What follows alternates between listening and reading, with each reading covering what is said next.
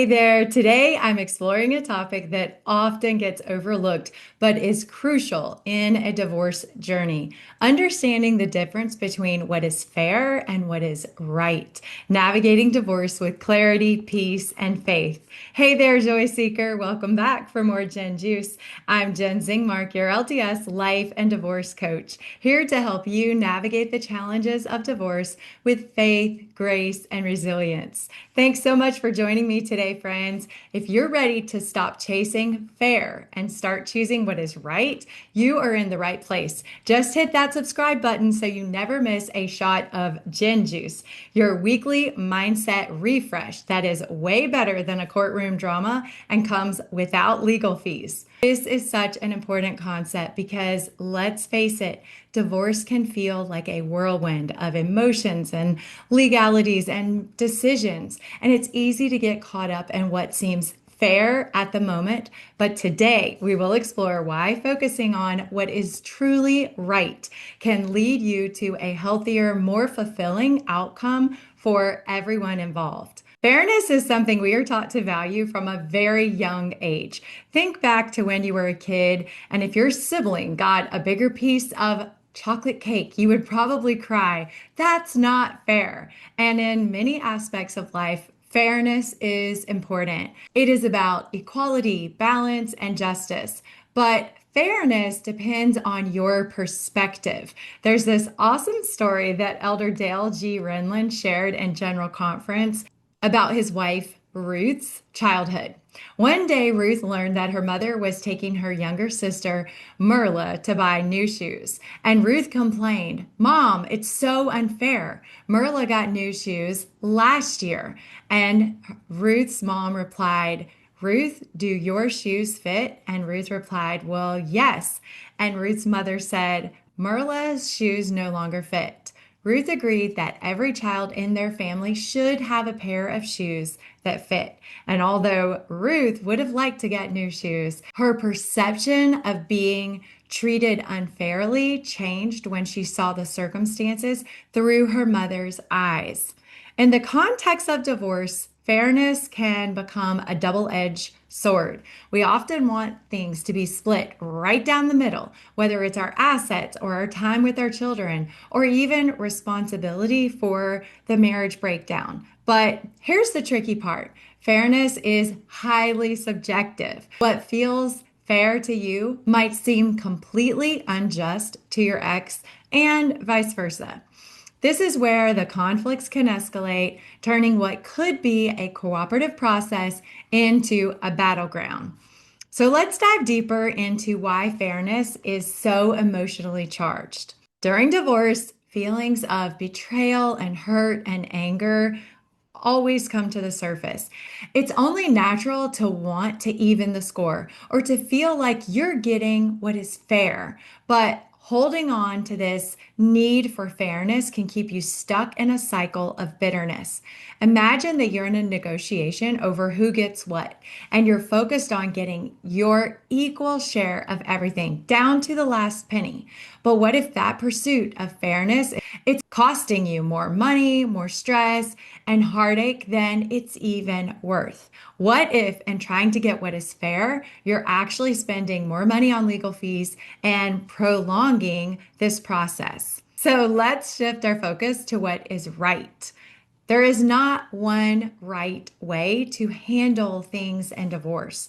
There isn't one right separation agreement or custody agreement or financial division that is right for everyone. We each have to make the best decision for what is right for us. Unlike fairness, which is about balance, what's right is about alignment. It's about making decisions that align with your values, your goals, and your unique situation and your overall well-being of yourself and your family. Now, this can be a really hard shift, especially when your emotions are running high, but it is a shift that can bring you so much peace.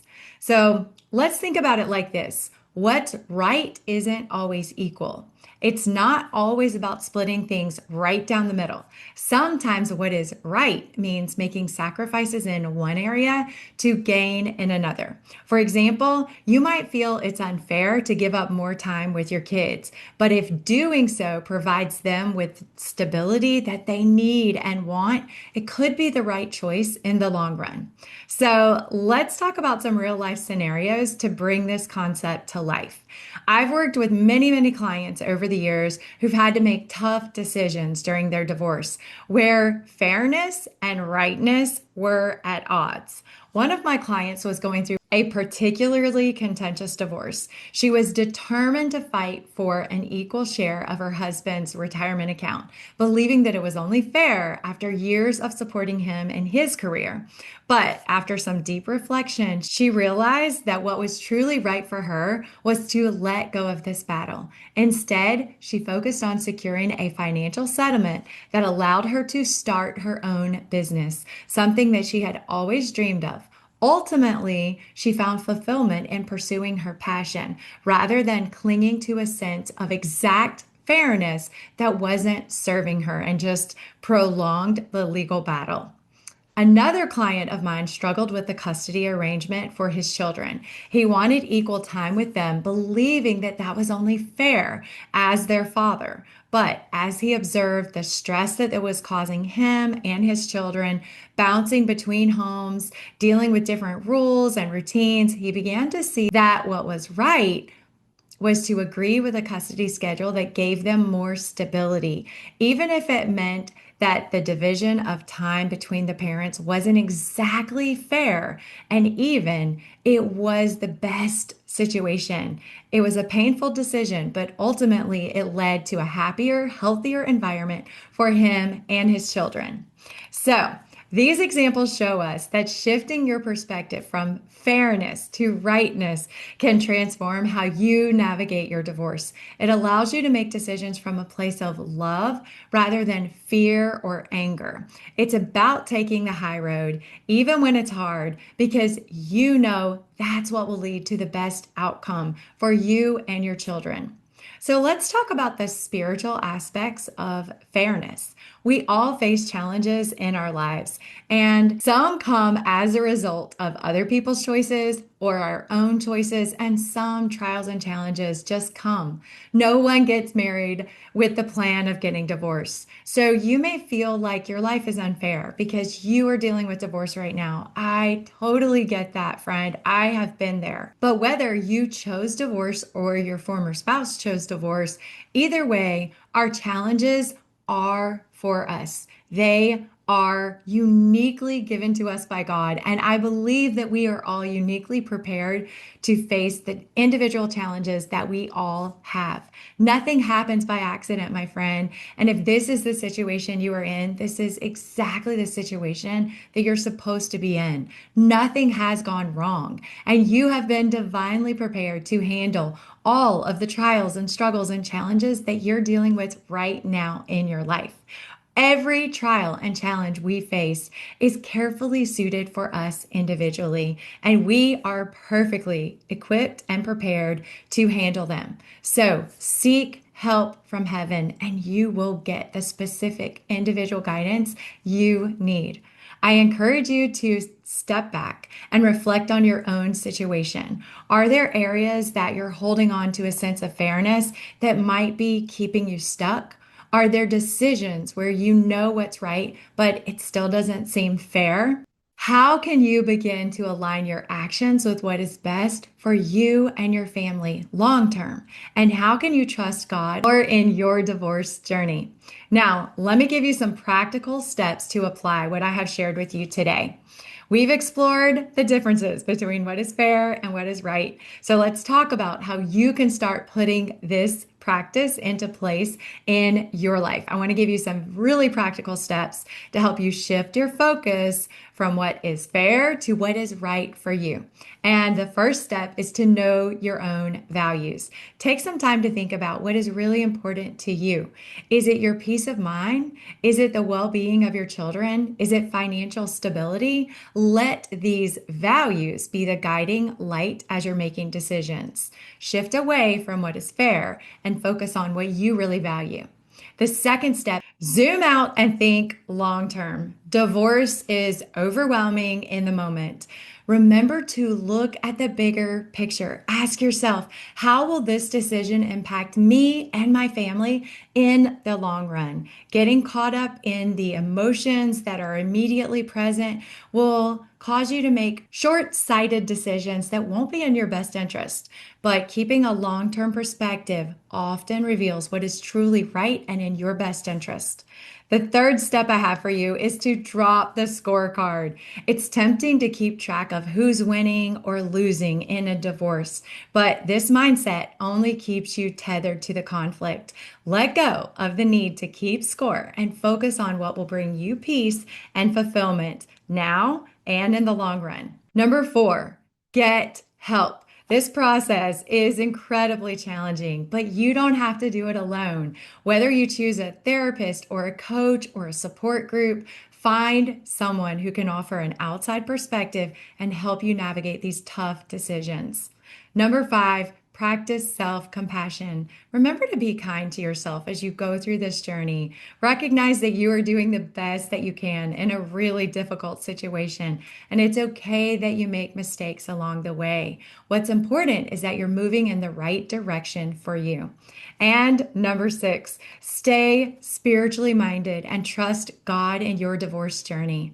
President Nelson has taught us the joy that we feel has little to do with our circumstances and everything to do with the focus of our lives. When we focus our lives on God's plan of salvation and His gospel, we will feel that joy regardless of what is happening in our lives. So, as I wrap up today, I want you to remember that focusing on what is right rather than what is fair takes more faith in God, but it's a powerful act of self-love when you do this. It's about making choices that honor your values and protect your peace. It also sets you up for a better future. Let me repeat that. Divorce is a difficult journey, but it's also an opportunity to grow, to heal, and to create the life you truly deserve. But it doesn't come naturally. It takes work. And this is the work that I do. I help my clients learn to direct their thoughts to focus on the things that matter most in their lives. This is thought work, my friends. So whatever situation you're in, if you're in the thick of it right now, in the middle of difficult trials, keep climbing, keep moving forward, and focus your thoughts on your future. Get excited about your future. We all create the life that we want to have in our future. You're creating your future life right now, my friend. So where do you want to be in 1 or 2 or 3 or 10 years from now? And what type of life do you want to have then? Are you on a path that is going to create the future that you want to have? It is up to you to create the future that you want to have. This is the work that I do with my clients, and I love helping them create a vision for their future and living into it. It is amazing, life-changing work. And if you want to be empowered to move forward with intention and create the life that you want in your future, please come and join me in my Faith-Filled Divorce Coaching Program, and I will help you every step of the way. Thanks so much for joining me today, Joy Seekers. I hope this episode has given you some food for thought and a new perspective on approaching your divorce. And if this episode has given you a fresh perspective, then give it a thumbs up and drop your thoughts in the comments and share it with a fellow divorce warrior who needs some gin juice in their life today. And hey, don't forget to subscribe so you're not here trying to heal on your own. Let's create a joyful future together, one right choice at a time. Until next time, keep seeking joy, keep moving forward, and remember, you have got this. Bye, y'all.